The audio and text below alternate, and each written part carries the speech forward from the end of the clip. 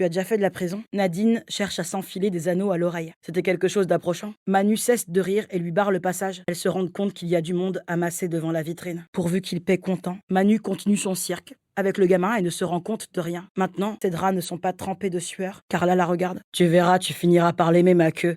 Elles finissent toutes par l'aimer. Il est trop bien élevé pour partir sans payer son verre. Quand j'étais gamine, je m'imaginais volontiers solidement ligoté sur une table de bar, mon cul bien ouvert, et de nombreux messieurs dont je ne pouvais pas voir le visage me faisaient des choses déroutantes. Tout à sa causerie avec une tueuse. Il donne même des détails dégueulasses. Je voulais pas te le dire tellement ça m'a dégoûté. Refuser de sortir pendant tout un mois. Elle les entend démarrer avant que celui-ci ne fonctionne plus du tout. Un des types la tient par les cheveux. Il tire sa tête en arrière en la traitant de petite pute. La fille met une tête à l'un des deux flics.